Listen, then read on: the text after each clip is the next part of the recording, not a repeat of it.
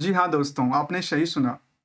कुछ ऐसी कंपनी हम लेके आए हैं जो कि सरकार की कंपनी है और आज के टाइम में जो वैल्यूएशन के दृष्टिकोण से हम देखें तो काफ़ी अट्रैक्टिव लगता है।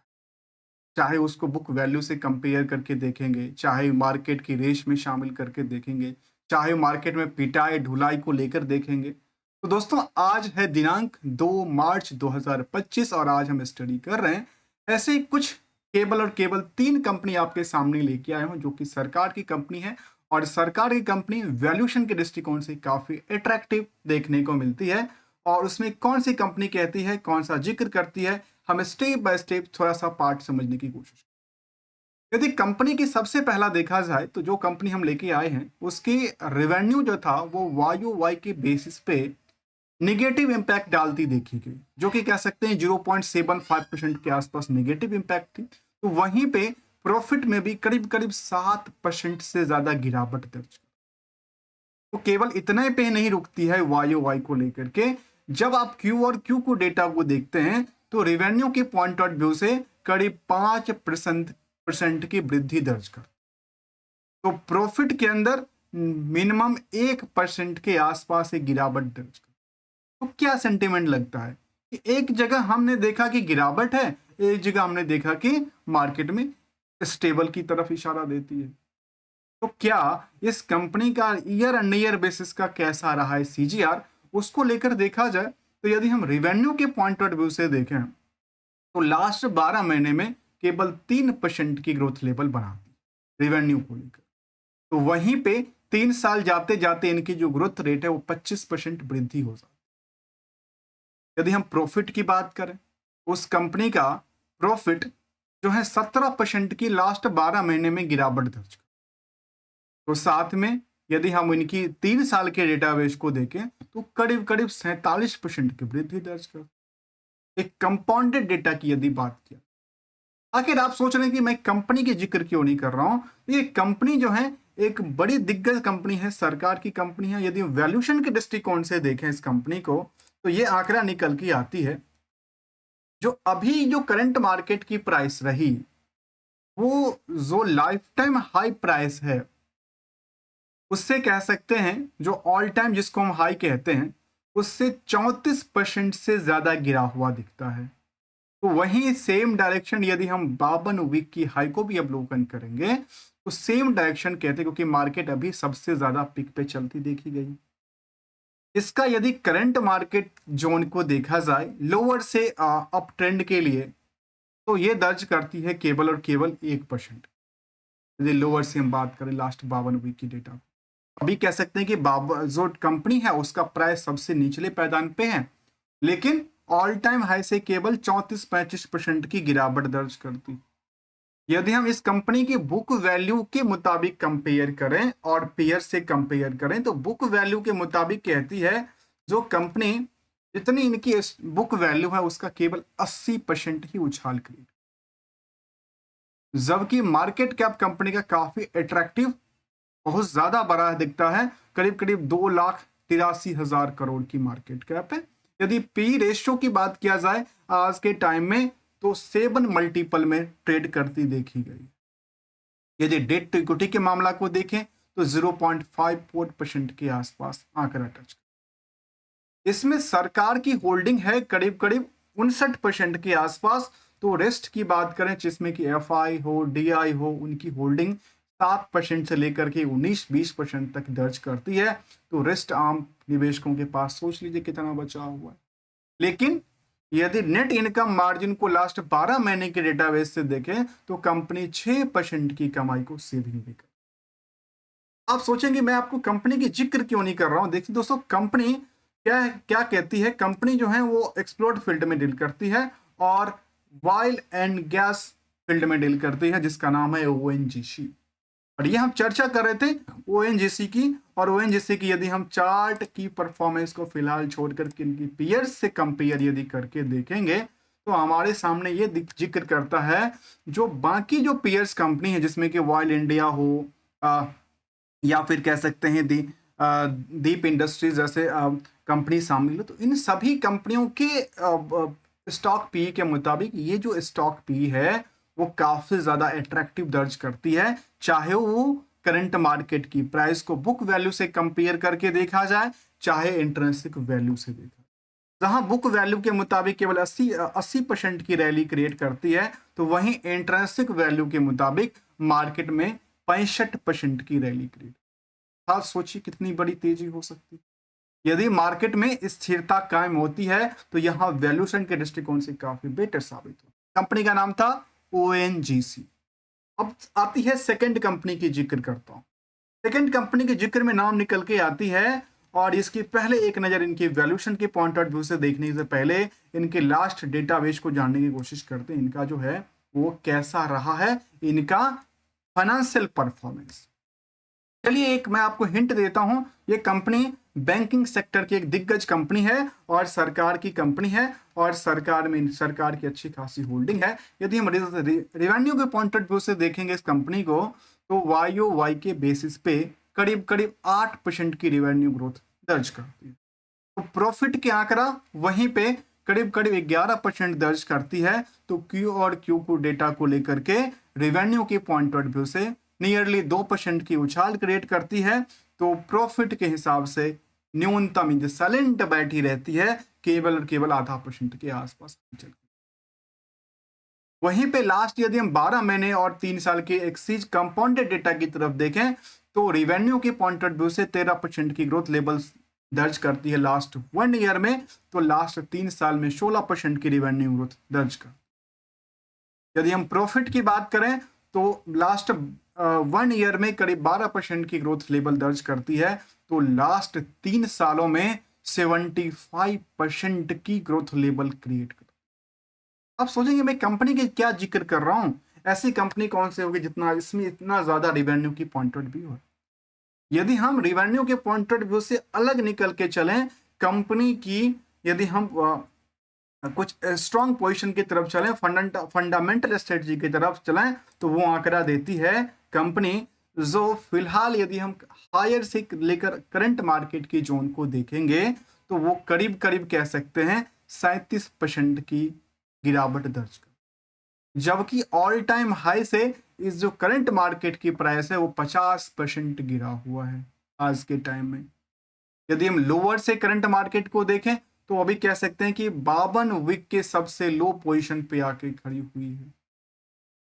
वहीं पे यदि हम बुक वैल्यू के मुताबिक इस कंपनी को देखें तो ये भी कंपनी करीब करीब 80% ही इंक्रीज किया है फ्रॉम द बुक वैल्यू, जबकि इंट्रिंसिक वैल्यू के मुताबिक मार्केट की रेस में जो परसेंटेज ऑफ ग्रो है वो केवल 33% की ग्रोथ लेवल बनाती है। तो ये क्या अट्रैक्शन लगता है कि ऑल टाइम हाई से 50% आज डिस्काउंट पे देखने का मिलता है, जबकि 52 वीक के 37% आसपास गिरावट दर्ज कर, और 52 वीक की लो पोजीशन के आसपास अभी मार्केट बनी। इस कंपनी में यदि हम प्रमोटर होल्डिंग की बात करें, जिसको हम सरकारी होल्डिंग कहते हैं, उनकी होल्डिंग के सवाल को देखें तो करीब करीब 62% से ज्यादा होल्ड करती है। और यदि स्टॉक पी को आप आंकड़ा देखेंगे तो इस कंपनी का आंकड़ा आती है, जो मल्टीपल की बात करें अर्निंग पर शेयर पे करीब करीब 450 मल्टीपल, 450 कह सकते हैं कि 400 मल्टीपल, 450 मल्टीपल में ट्रेड करती देखी गई, जबकि डेट टू इक्विटी काफी ज्यादा है क्योंकि ये बैंकिंग सेक्टर की कंपनियां रही है। इसको लेकर के एक और पहलू कहता है, जो कंपनी में एफआई और डीआई की यदि होल्डिंग को देखेंगे तो अच्छी खासी होल्डिंग पड़ी हुई है, बराबर बराबर की हिस्सेदारी लगातार बना के रखी है। 63% के आसपास तो गवर्नमेंट खुद ही बैठी है, और 11% की होल्डिंग एफआई और डीआईआई के पास होल्डिंग बनी हुई है। ओवरऑल लास्ट 12 महीने में कंपनी 11% की कमाई भी करती है। यदि कंपनी की जिक्र करूं तो कंपनी के पीयर से कंपेयर करने के बाद इसको देखा जा सकता है, और कंपनी को पीयर से जब कंपेयर करेंगे, उस पीयर्स के कंपेरिजन में जिसमें कि स्टेट बैंक ऑफ इंडिया होगा, बैंक ऑफ बड़ौदा जो होगा, इन सभी कंपनियों के आगे इनकी वैल्यूशंस जो हैं वो काफी ज्यादा सस्ती दर्ज करती है, जिसका नाम है कैनरा बैंक। पी रेशियो के मुताबिक 447% की रैली क्रिएट करती है। तो वहीं इस कंपनी में हमने बाकी पैदानों पे देखा जो नेट इनकम मार्जिन करीब 11% की सेविंग करती है, जबकि दूसरी कंपनी में इस तरह की आंकड़ा नहीं दर्ज करती है। कंपनी की करंट मार्केट की प्राइस जो ने बुक वैल्यू से देखा जाए तो काफी सस्ता रेटों में दर्ज करती है, और हमने इसकी YOY हो QRQ हो डेटाबेस को भी जानने की कोशिश किया। अब आती है तीसरी कंपनी का जिक्र, और तीसरी कंपनी के जिक्र में हम चर्चा करने वाले हैं उनकी रिवेन्यू पॉइंट ऑफ व्यू से। और रिवेन्यू की पॉइंट ऑफ व्यू कहता है इस कंपनी का, जो कंपनी YOY की ग्रोथ को लेकर के यदि रेवेन्यू की पॉइंट ऑफ व्यू से देखेंगे तो करीब 489% रैली क्रिएट करती है। वहीं पे Q और Q को लेकर देखा जाए तो रेवेन्यू के पॉइंट ऑफ व्यू से 0.75% की गिरावट रही। यदि हम प्रॉफिट की बात करेंगे तो प्रॉफिट इसका बहुत बड़ा डाउनफॉल करती देखी गई, करीब 66% इन द YOY में डिक्लाइनिंग रेशियो था, तो Q और Q को लेकर के 84% की डिक्लाइनिंग थी। यदि हम कंपाउंडेड डेटा की बात करें तो कंपनी एक लगातार गिरती हुई अर्थव्यवस्था में गिरती हुई कंपनी लगती है, जहां पे रेवेन्यू के पॉइंट ऑफ व्यू से लास्ट 1 ईयर में 5% की गिरावट रही, तो वहीं पे 3 साल में 15% की वृद्धि दर्ज करती है। यदि हम प्रॉफिट की आंकड़ा को देखें तो लास्ट 1 ईयर में 14% गिरावट दर्ज करती है, तो लास्ट 3 साल में 4% की नॉमिनल से गिरावट के साथ मार्केट में कामकाज करती है। यदि हम इनकी फंडामेंटल स्ट्रेटजी को देखें इस कंपनी का, तो आंकड़ा ये कहती है जो कंपनी अब फिलहाल के सिचुएशन में देखा जाए तो ऑल टाइम हाई स्टॉक की प्राइस को करंट मार्केट की जोन से अवलोकन करेंगे तो ये आंकड़ा करीब 64% गिरी हुई दिखती है। तो ये कह सकते हैं कि आज के टाइम में सबसे टॉप लेवल से 64% गिरा हुआ है, तो 52 वीक के पोजीशन में ये 40% गिरा हुआ स्टॉक है।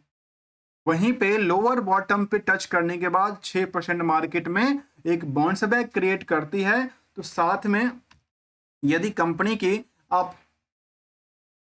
इंट्रिंसिक वैल्यू से कंपेयर करेंगे तो 112% की रैली क्रिएट करती है, जबकि कंपनी में पी रेशियो की बात जो कहती है एवरेज जो है वो करीब 1500 मल्टीपल के अगेंस्ट चलती देखी गई। डेट्स बिल्कुल कम है, कंपनी में 43,000 करोड़ की मार्केट कैप है। यदि करंट मार्केट प्राइस को बुक वैल्यू के प्राइस से कंपेयर करेंगे तो केवल 75% आंकड़ा टच करती है। जो प्रमोटर का कंट्रोल है अर्थात जो सरकार खुद बैठी है इस कंपनी में, वो 65% होल्डिंग के साथ बनी हुई है। तो FI और DI की होल्डिंग की बात किया जाए तो FII की होल्डिंग तो थोड़ा सा कम है, जो कि 2.5% के आसपास क्रिएट करती है, तो वहां DII की होल्डिंग करीब करीब 15% से 16% के बीच में रहती है। नेट इनकम लास्ट 12 महीने के डेटा को देखा जाए तो 2% की सेविंग करती है, और ये कंपनी यदि पीयर्स से कंपेयर करेंगे इस कंपनी में ऐसा दिखता है कि बाकी कंपनी जिसमें कि नाम जिक्र करता हूं, जिसमें JSW इंफ्रा होगा, JSW स्टील, टाटा स्टील्स या फिर जिंदल स्टील जैसे कंपनी भी शामिल है, उनके आगे इनकी स्टॉक जो है वो जो है पी रेशियो के मुताबिक काफी सस्ते रेटों में मिलती देखी गई है। तो साथ में डेट टू इक्विटी का मामला हो या करंट मार्केट की रेंज को बुक वैल्यू से कंपेयर करने की बात हो। यदि आम निवेशकों का इंटरेस्ट से भी जाना जाए कंपनी में तो ऑलमोस्ट होल्डिंग बनी है, थोड़ा सा नॉमिनल सी होल्डिंग है, और होल्डिंग केवल 16% के आसपास आम निवेशकों के पास होल्डिंग है, जिसमें 20 लाख से ज्यादा निवेशकों का इंटरेस्ट जाहिर करता है। अब यदि इन तीनों कंपनियों को स्टॉक परफॉर्मेंस के लिहाज से देखा जाए अभी पिछले 6 महीने के डेटाबेस को, तो जा करके मैंने गूगल फाइनेंस की हेल्प से हमने निकाला है, और आप भी जा करके इसको ट्रैक कर सकते हैं। यदि 6 महीने के डेटा को देखा जाए तो हर जगह पिटाई पिटाई पिटाई लगातार जारी है। इस पिटाई के इस दौर में जो ONGC था, oil and natural gas company, जिसमें 30% से ज्यादा पिटाई हुई, तो वहीं पे कैनरा बैंक में 28% की पिछले 6 महीने में पिटाई हो चुकी है। यदि हम लेटेस्ट कंपनी की बात करें जिसका नाम स्टील सेल की बात कर रहे थे, स्टील अथॉरिटी ऑफ इंडिया, उसमें करीब 21% की पिटाई हो चुकी है। तो ये फिलहाल ये डेटा था, जबकि 1 साल के डेटाबेस में हमने देखा कि कंपनी अभी आजकल उसी रेस में आकर के शामिल हुआ है जहां से पहले था, उससे काफी ज्यादा गिरावट दर्ज करती है, और जो लाइफ टाइम हाई था 2024 में बनाई थी, उससे लगातार बिकवाली रेस में शामिल हुआ। यदि ये आज मैं स्टडी कर रहा हूँ 2 मार्च 2025, यदि मार्केट स्टेबल रहती है तो शायद यहाँ पे जो पुल बैक के चांसेस हैं काफ़ी ज़्यादा हो सकती है। बट दोस्तों हमेशा कहता हूँ हमारे साइड से कोई भी स्टॉक, कोई भी प्रोडक्टिविटीज को ना कोई खरीदने की, ना कोई एडवाइजरी की बात शामिल है, ना कोई बेचने की हिदायत दिया जाता है। Only on the learning point of view से हम लेके आते हैं, समझने की कोशिश करते हैं। और यदि आपको इनमें कुछ कमेंट्स की ज़रूरत होती है, आपकी फीडबैक, हमें आपकी फीडबैक की ज़रूरत होती है, आप मुझे अपनी कमेंट शेयर कर सकते हैं। मिलेंगे कुछ नई लर्निंग के साथ, तब तक के लिए thanks for the joining us. तो आज हमने पीएसयू के 3 कंपनी को लेकर चर्चा किया, जिसमें 3 कंपनी में जिक्र करता हूं, जिसमें था ओएनजीसी जो अंदर वैल्यूड था, सेकंड है द कैनरा बैंक जो वैल्यूएशन के दृष्टिकोण से काफी सस्ता दर्ज करती है, तीसरा सेल इंडिया जो काफी सस्ते रेटों में देखने को मिलता है। Thanks for the joining us दोस्तों।